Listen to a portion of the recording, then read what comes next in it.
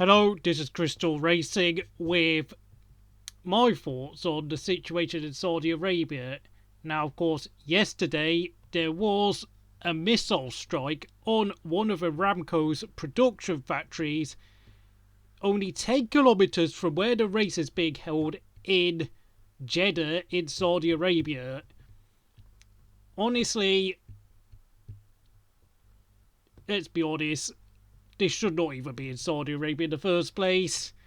But of course, this is now the fourth time in about 2 years Formula One and Liberty Media and the FIA have found themselves in a sticky situation. 2020 Australia, where the pandemic broke out, and of course, a couple of McLaren employees were infected and forced everyone to leave the venue. The 2021 Belgian Grand Prix, which of course they awarded points for the one lap completed. Farcical race. Should have never been given points out in the first place, and for some reason they were not able to postpone the race until the next day, partially due to the fact that marshals could not attend on Monday.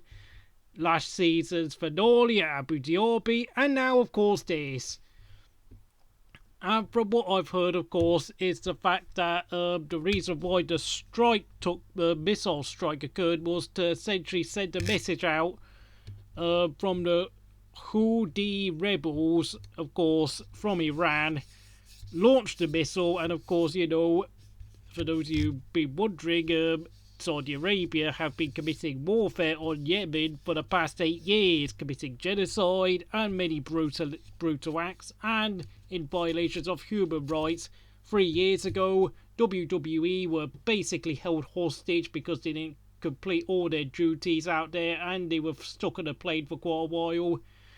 And now, of course, it sounds like from what I heard from last night's meeting, the drivers wanted to cancel the race, but the team principals pressured them into continuing to race, despite the fact that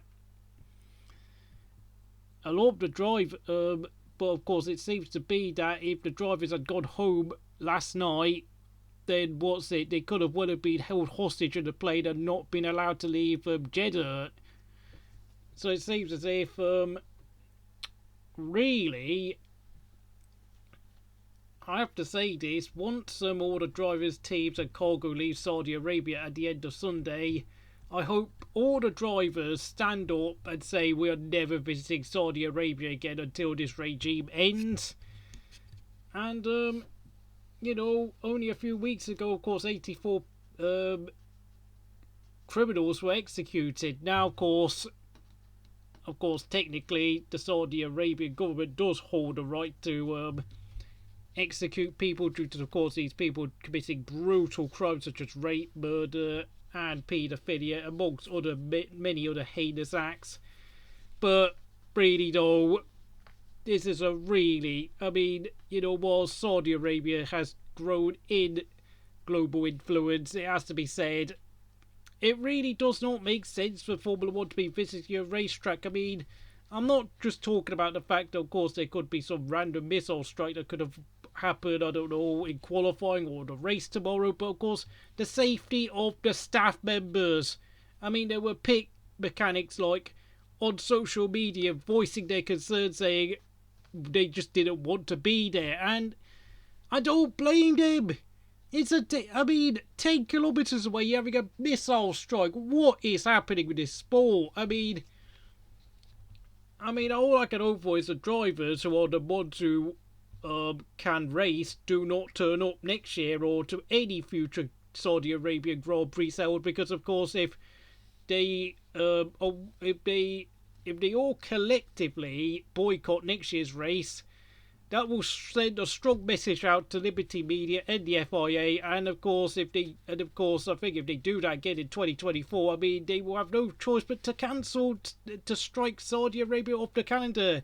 Of course, earlier this year or the year before, there was also a missile strike in Riyadh for the Formula E race.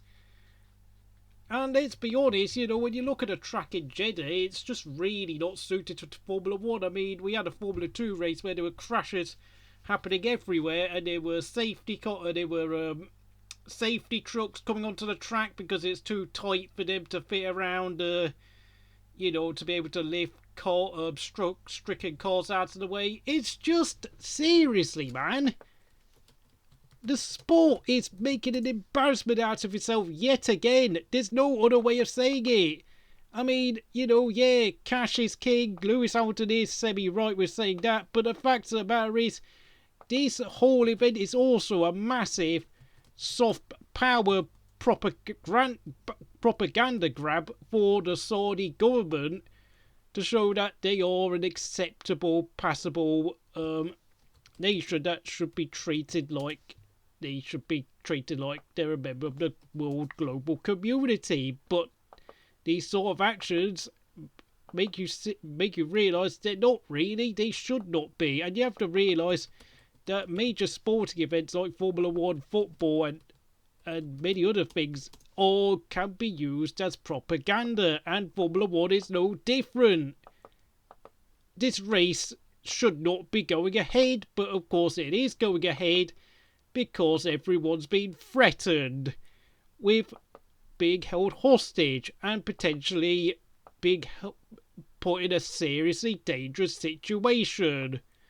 So, you know, that's all I've got to say here at Crystal Racing. I apologise for the lighting.